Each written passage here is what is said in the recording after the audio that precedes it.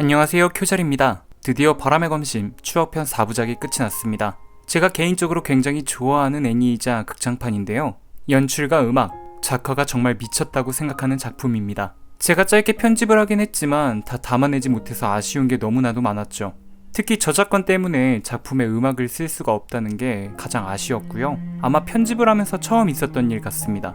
시간이 되시는 분들은 진짜 꼭 한번 풀버전을 보시는 걸 추천해드립니다. 오래된 극장판임에도 불구하고 일본 애니메이션 극장판 중에 아직도 손에 꼽는 최고의 작품으로 평가받고 있으니까요. 그리고 오늘은 정리할 때 담지 못한 얘기들을 좀 풀어볼까 합니다. 혹시 바람의 검신 추억편을 아직 보지 않으셨다면 윗 상단을 클릭하시면 보실 수 있습니다. 1편에서 켄시는 피난길에 산적들에게 쫓기게 되는데 이때 같이 가던 처음 보는 누나들이 목숨을 잃어가면서까지 켄신만은 살려달라 부탁하는 장면이 있습니다. 굉장히 짠했는데요. 가족이 없었던 켄신에게는 아마도 그 계기로 인해 약한 사람들을 지켜야 한다는 마음이 생겨났었던 부분인 것 같았습니다. 그래서 스승인 히코세이주로의 반대에도 불구하고 결국 약자를 구하고 세상을 바꾸기 위해 산을 내려가죠. 그렇게 켄시는 자기 뜻과 맞는 집단에 들어가 새로운 세상을 만들기 위해 암살을 하기 시작하는데 실력으로는 상대도 안 되는 한 남자에게 오른쪽 뺨에 상처를 입게 됩니다.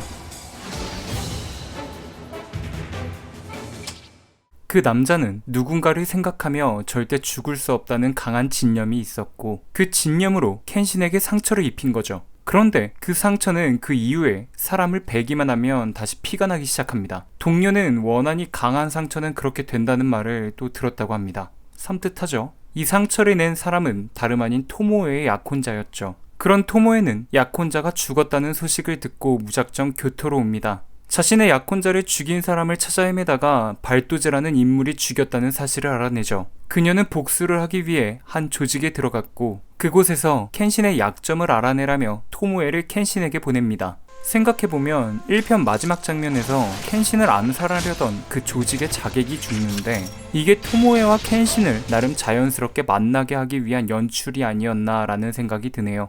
그렇게 그 둘의 인연은 시작됐고 켄신이 몸담고 있던 집단에서 일까지 하게 되는 토모에. 그렇게 같이 시간을 보내다가 신선조의 공격을 받아 몸을 피해야 하는 상황이 오죠.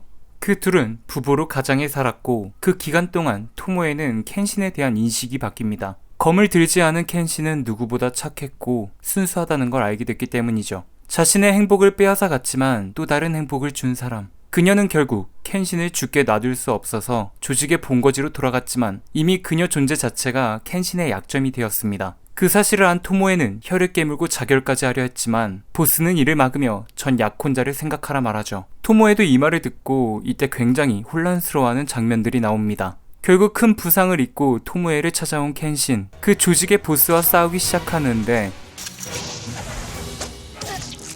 토모에는 이를 지켜보며 계속해서 갈등하죠. 자신의 약혼자를 죽인 켄신이 죽는 걸 지켜볼지 아니면 지금 자신이 좋아하는 남자를 지킬지. 결국 그녀는 켄신을 살리기 위해 몸을 던집니다. 그리고 죽기 전에 마지막으로 켄신의 뺨에 또 하나의 상처를 긋죠.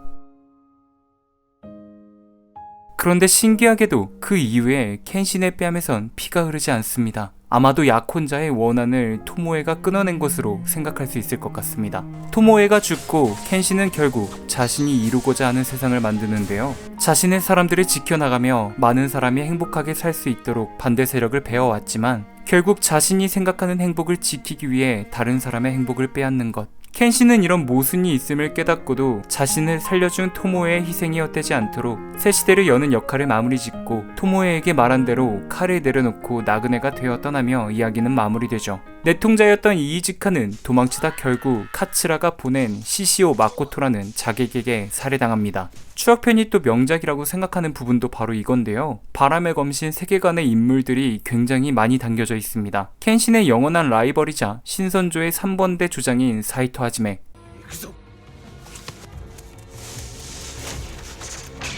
그리고 죽은 친누나의 모습을 바로 앞에서 본 유키시로 애니시, 또 방금 말한 이이즈카를 죽인 시시오 마코토가 각자의 사연을 안고 본편에도 등장하죠. 그 이야기들도 차근차근 풀어나갈 예정입니다. 이상 바람의 검신 추억편 못다한 이야기까지 마무리해보았습니다. 앞서 말했듯이 제가 굉장히 좋아하는 극장판이기 때문에 많이들 봐주셨으면 좋겠습니다. 이상 정리 끝! 영상이 재밌었다면 좋아요와 구독 눌러주시면 감사하겠습니다.